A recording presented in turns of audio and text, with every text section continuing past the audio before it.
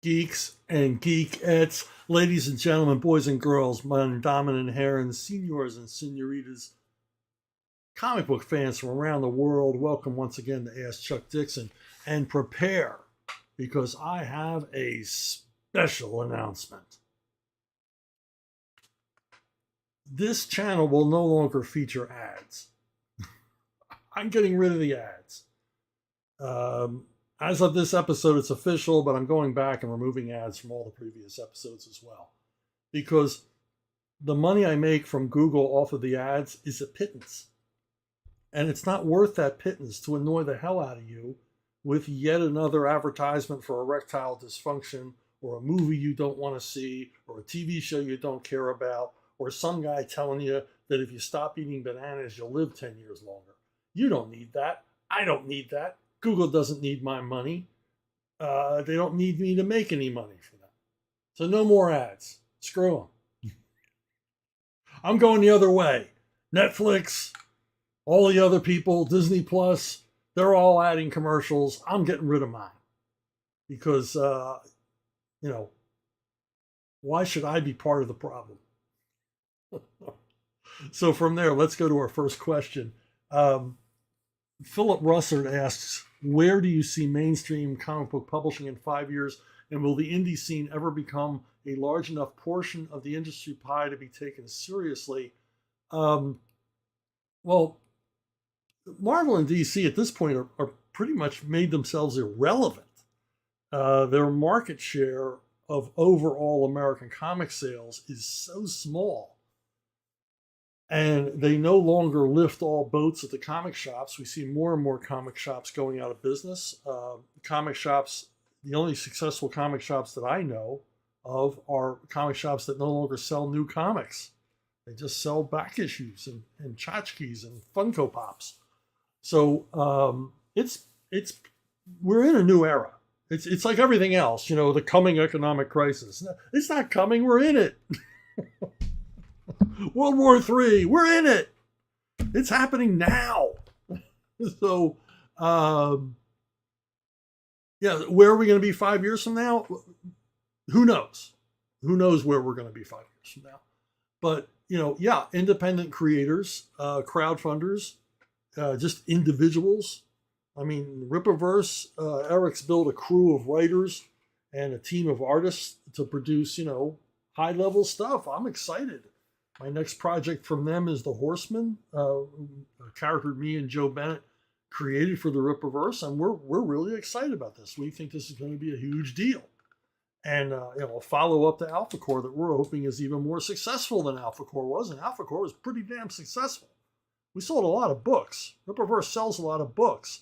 If the crowdfunding people, like Rippaverse and Graham Nolan and others were included in those pie charts, crowdfunding would have a significant portion of market share. And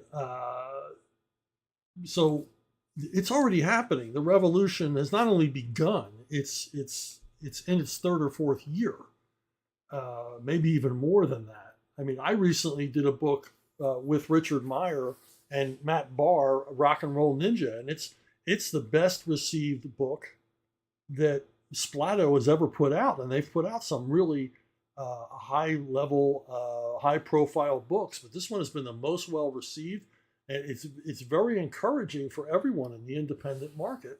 And the most important thing is that we're reaching an audience, not an imaginary audience that we wish we could reach, but we're reaching the vast, underserved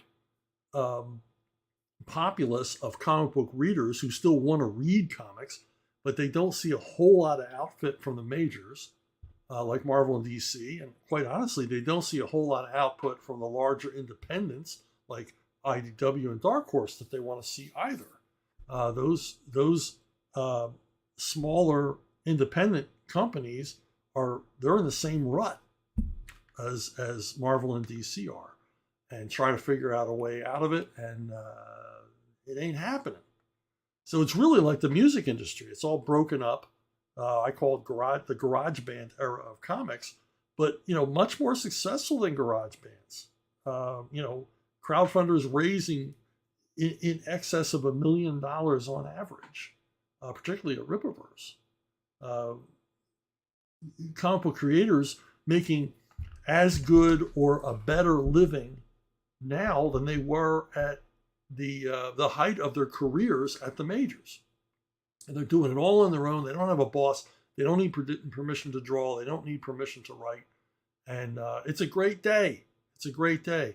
Now, if we can only get out of, and with the help of SpinRack, I'm hoping this will happen, we can get out of the digital comics ghetto that is comicology. Where Amazon basically took the burgeoning, growing audience for digital comics and strangled it in its crib. Because that's what Amazon does to everybody. They swallow up their competitors and then bury them. So we're going to break out of that. We're all going to do it together. You and me. Creators and fans together. M. Anthony Swan. What is something everyone gets wrong about comics? The greatest misconceptions about the medium itself are one of the characters. Well, one that's dogged us from the beginning is that comics are just for kids, that the medium is just for kids. Not just the comics, but the medium itself. And there's still that stigma. We still, Marvel and DC dream of that hipster audience where most of their comics are sold to 20-somethings who live below 14th Street in Manhattan. That's never going to happen. And so we have to break that stigma, and maybe breaking that stigma is breaking format. The other thing is, hold on, I got a little ahead of myself. We got to get female readership back. And the big two thought that female readership, the way to get them back was to do a lot of girl power comics. The poorly crafted books where, Mary Sue characters rise unchallenged to show men how to do it and fight the patriarchy or whatever. And apparently that didn't work. And what's the reason we got to get girls back? Not because they were once half of the comic book readership. They were more like 75% of the comic book readership. The misconception about American comics is that it's always been a boys' medium is simply not true. It wasn't true until the 80s. Girls were buying comics. They liked comics. And they were buying millions of comics. The best-selling comic books were either aimed at girls or had elements in them that appealed to girls. And so that a majority of the readership was girls. I still say to this day, the success of the X-Men was largely because it was a girl-friendly comic. There were a lot of interesting, engaging female characters, and there was just enough of the romance, boy-girl stuff that girls like to read, and also complex plot lines and complex character relationships, kind of stuff girls like to read, and guys say they don't like to read, but they do. And as I said before, got to think about breaking format. The day of the comic book pamphlet is over. It's over. Now, manga has no problem. For some reason, manga doesn't have the stigma of being just for kids. You got 20-somethings and 30-somethings.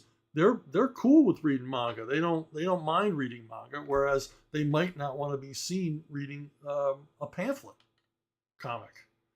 So there's that stigma, but manga's shown the way. So once again, formatting. I keep saying, let's change up the formatting. And it's only in the United States, this attitude about comics are for kids, comics are a juvenile medium.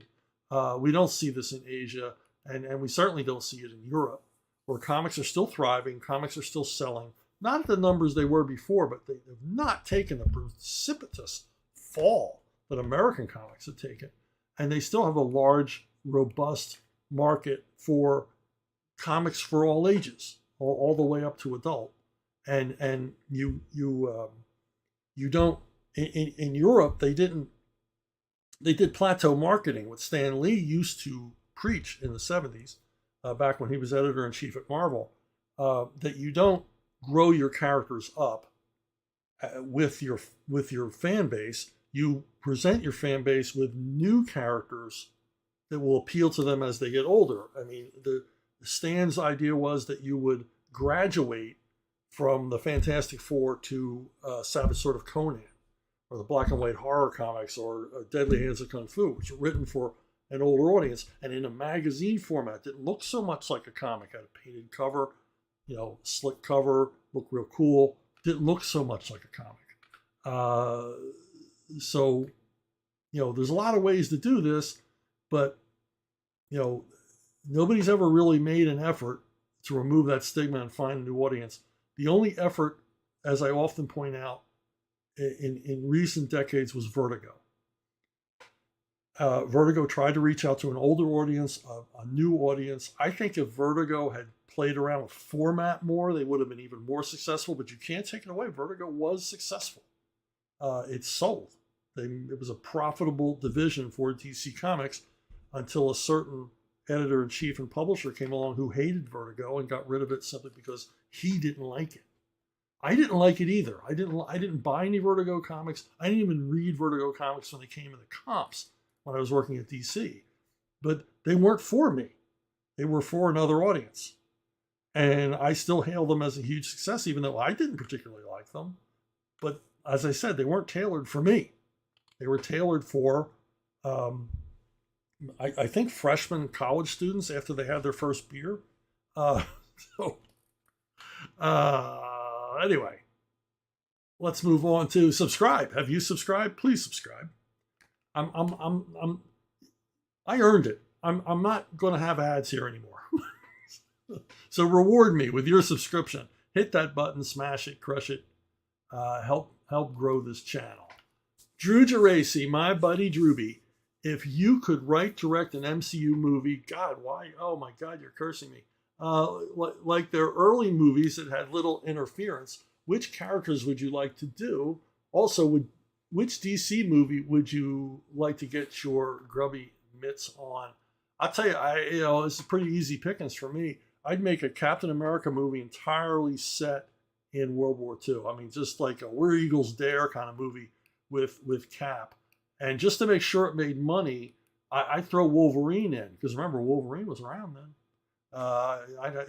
Wolverine, Canadian Commando, Weapon X, whatever. And just to make sure that everybody loved the movie, I'd have Sergeant Fury and his Howling Commandos in one form or another show up in this flick as well. And it would just be Cap versus Nazis. I mean, it's a perfect formula. As far as DCU, I don't think there's any of them I would touch. They wouldn't interest me as cinematic creations. Writing them as comic characters, yeah, I dig that.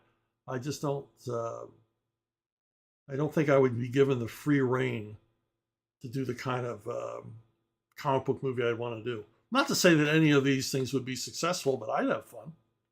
Actually, I wouldn't have fun. Directing is very, very hard work. Very, very frustrating. I want to stay as far from the film business as possible in a hands-on way. I like their money. I don't want to get involved. David Jordan. I don't know if you're a big H.P. Lovecraft fan or not, but if so, have you read any of the stuff by authors that carried on his cosmic horror world? I don't particularly mean his contemporaries like Robert Howard, Clark Ashton Smith, etc., but people that did it in the decades after. What authors and books would you recommend? For me, Lovecraft is like Tolkien. He's kind of the last word on his genre. I don't know why anybody else would want to try and replicate what he did. I mean, that said, I've definitely thrown some Lovecraftian horror elements into both my Conan comic stories and my Conan prose novels. But I'm not writing a Lovecraft story. I'm just using his brand of horror with which is perfect fit for Conan. We have to assume Conan, and I think Howard assumed this as well, because he was part, as you mentioned, part of the Lovecraft circle. I think Howard considered Conan to live in a shared universe with Lovecraft's cosmic gods. But I don't understand why anybody would write beyond that. Now, I did try, because I read all of Lovecraft and reread all of Lovecraft and was really immersed in Lovecraft and loved Lovecraft and really, I think, learned a lot about purple prose and writing horror from him.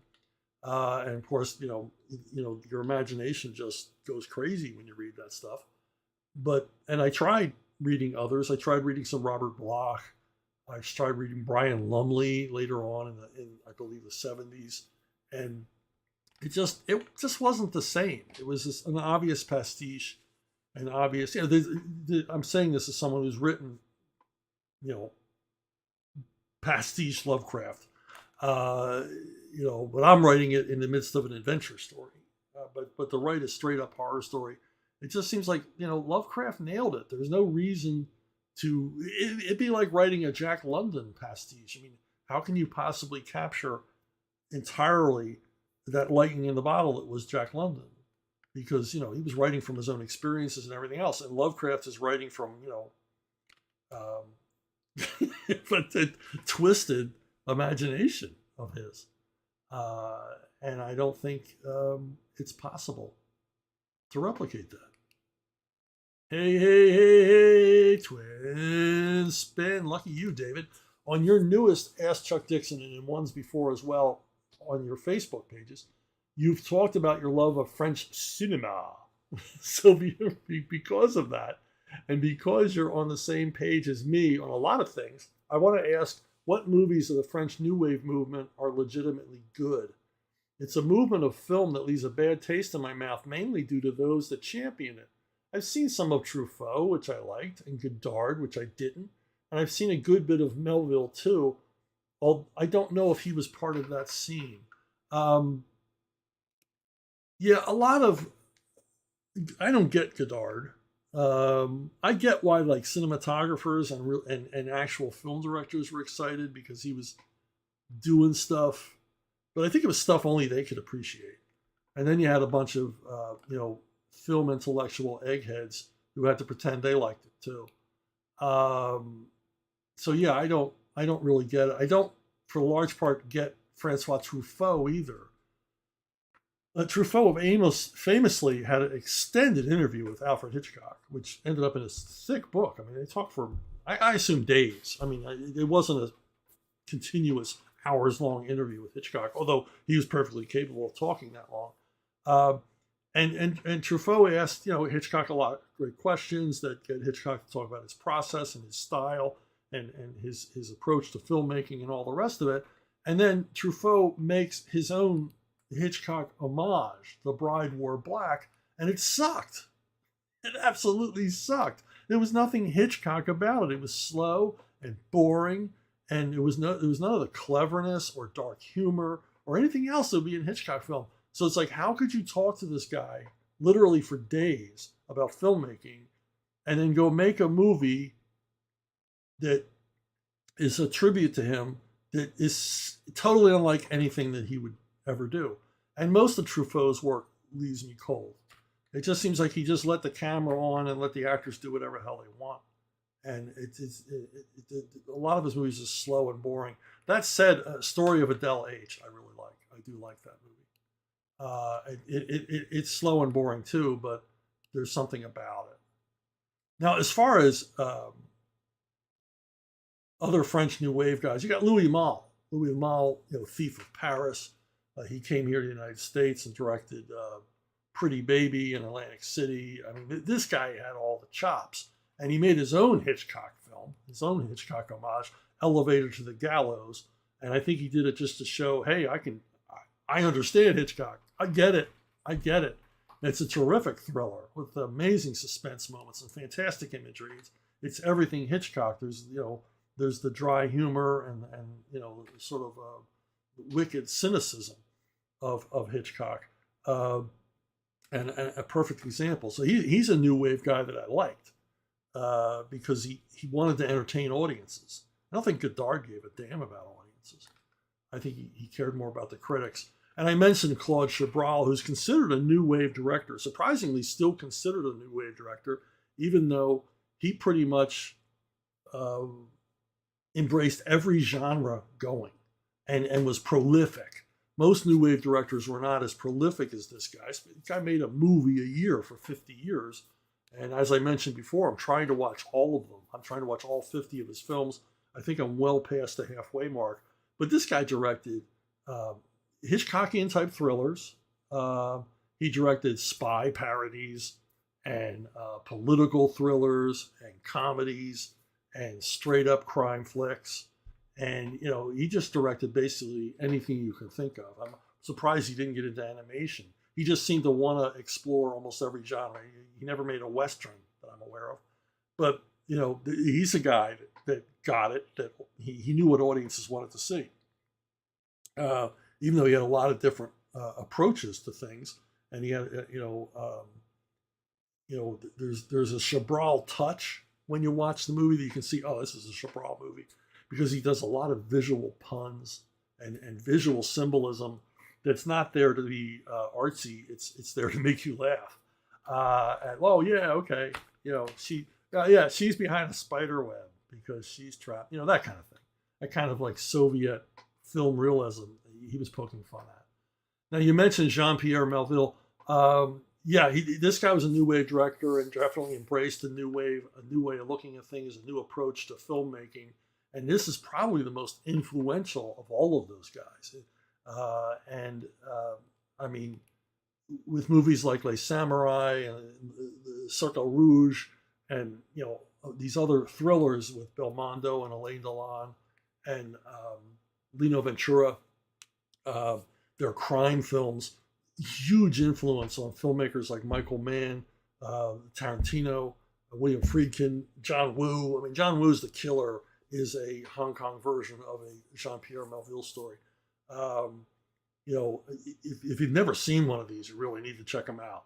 They're like super cool about hitmen and heistmen and everything else. The criminal class in Paris and Marseille. And they're always visually striking and well done. And like I said, just these characters are just cooler than cool. They're all, Steve McQueen type characters, just going through life, killing and loving their way from one end of France to the other. Mattel Jones. I've always enjoyed Lee Falk's character, the Phantom, which is said to be such a major inspiration in the development of comic book costume crime fighters. Although in the USA, the character may now have more of a niche following. The Phantom seems to remain quite popular in parts of Europe, Australia, big time, and elsewhere. What do you think accounts for this? Is it the marketing efforts of King Features, the fact that his adventures mostly occur outside of North America, or something else? I don't, the Phantom was big here in the United States. But for some reason, Australia, and especially Sweden, they just went nuts for the Phantom. You have monthly Phantom comics continuing. I know guys, like Alex Saviuk and stuff like that, who worked on the Phantom comics. Quite a few American comic book guys ended up doing comics for Semic in Sweden. And why wasn't it popular here? I think largely because the only comic books done of the Phantom were Adele and Gold Key. And when they stopped doing them, they just stopped doing them. And they didn't do that many Phantom comics. Charlton did it for a while with some degree of success. And the character just sort of dies away here for whatever reason. If it's disinterest from publishers, disinterest from editors, every once in a while there would be an attempt to bring the character back, and it didn't work. I think characters like this for the American audience are just from a bygone era. Characters like, sadly, Tarzan, one of my favorite fictional characters, is just sort of irrelevant now. And part of the problem for me when I was a kid with the Phantom was I couldn't understand where the stories were set.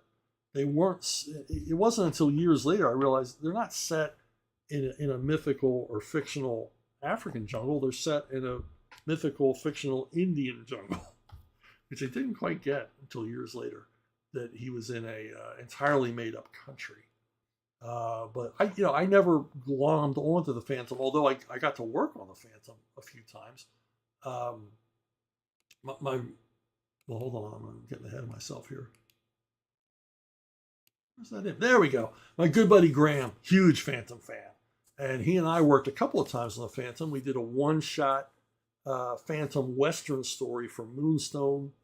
And we also did a set of trading cards for an Australian comic publisher featuring the Phantom. So, I have done a little bit of work. And I did a one-shot issue for Moonstone as well. I can't remember who drew that. He's a good artist. He's a good artist too, but I can't remember who drew that.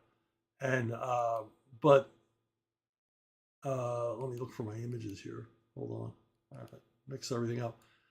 Yeah, the Phantom. I don't know how many papers the Phantom Daily and Sunday are in. I can't imagine it's too many.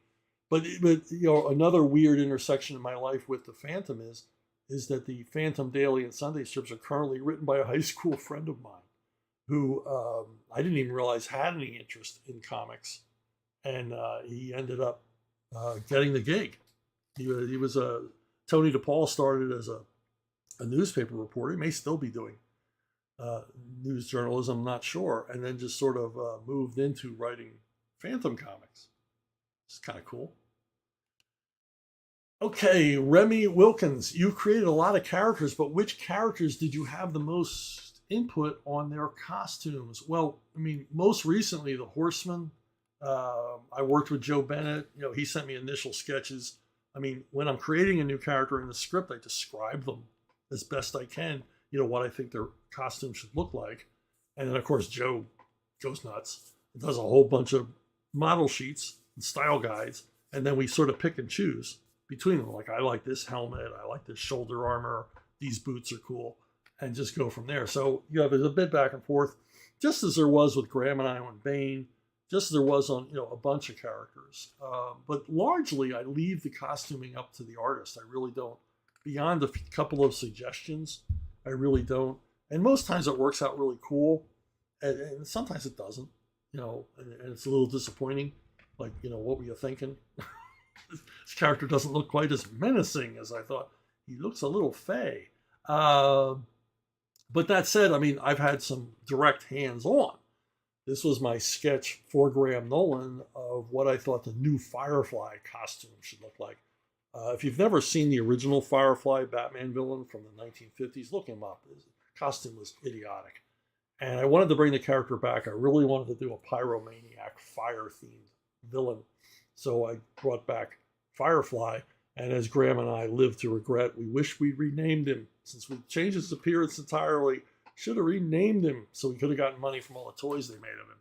But we weren't thinking of that. We were just thinking of what's best for Batman. Oh, twin spin, another twin spin. Okay. Remy Wilkins again. Generating villains for Batman must be fun and of necessity throwaway. But have there been throwaway one-use villains that you later realize have more depth and bring them back? When I was on Nightwing, I created a lot of villains because basically DC said anything you create, you get a piece of. And Nightwing needed his own rogues gallery. I just didn't want him having going up against Batman villains because they get enough exposure in the Batman comics. I want new city, new bunch of villains.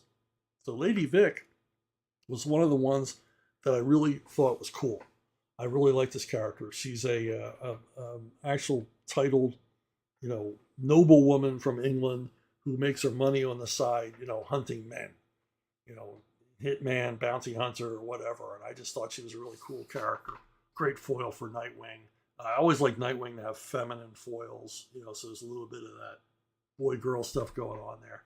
And another villain that I was really happy with that really to me was a one-off, but then took on a life of his own, was Tad Ryerstad, the Nightwing, the imitation Nightwing, the sad wannabe vigilante who was really a villain in every way. He took mass crime fighting to a more dangerous and sadistic level than either Nightwing or Batman approved of. But that was a character with real legs that I really liked, and he grew on me. So over time, I used him more and more often, and exploring his characterization and why he was the way he was, and everything else. Another one was Mickey Fondazzi. Mickey Fondazzi was created as a one-off in the. He's not really a villain, not really a good guy either. low-level mafia soldier who will never get made because he's not Italian, he's Albanian, sort of a poor soul kind of character who gets used and abused by Frank Castle. And I created him as a device, plot device for the first arc on Punisher Warzone, but then I really liked him. I really thought, well, this is a convenient character because, whenever Frank wants to know anything mafia related, he can always go scare the wits out of this guy and get what he wants. So I really saw him very much like the character Angel on Rockford Files. So he grew to have a life of his own, and I liked keeping him around. Triple spin, woohoo! Remy Wilkins again. I was reading 52 Weeks recently and saw the house ad for Rush City, which I'd never heard of. What was the story behind that pitch? Do you own the rights to it, and would you consider writing more? I do not own the rights to it at all. It was a strange deal between Pontiac, the automobile company, and DC Comics. And my thinking was that somebody at Pontiac was a comic book fan. That's the only explanation I can think of. Because why would you use a comic book to promote a car? Why would you promote a medium that at the time was selling in the tens of thousands when you need to move 100,000 cars to make any money? So I never quite got it. They turned to me. I don't know why. They probably asked 16 other writers who said go to hell. And they turned to me, and I was like, I like car stories. I don't actually like writing car chases in comics, even though car chases in comics really don't make any sense. And so they put it together, and it was fun to write. And I remember bringing Black Canary in. I believe they asked me to bring Black Canary in because they wanted a connection to the DCU and not just to exist in its own universe. But I don't think they were up for bringing Batman or any of the other high-level characters. They didn't value their new relationship with Pontiac to that degree. And I don't know if these things were given away at dealerships or not. I mean, it didn't do that well in comic shops because nobody knew what the hell it was. And, it didn't get ordered very high. I can only assume that Pontiac bought a lot of copies. Because in a lot of cases where you have a licensed thing, a toy tie-in or movie tie-in or TV tie-in, the manufacturer or the studio buy a lot of copies to give away, to spread around for promotion. So the only thing I can imagine is that's what they did. I know they featured it. Pontiac had like a monthly magazine, and they did a feature article about it. But I never learned, what the distribution was like. Did they have a stack of these at every Pontiac dealership? So is Pontiac even around anymore? I don't think so. This might be one of the reasons. So anyway, remember, no ads from now on.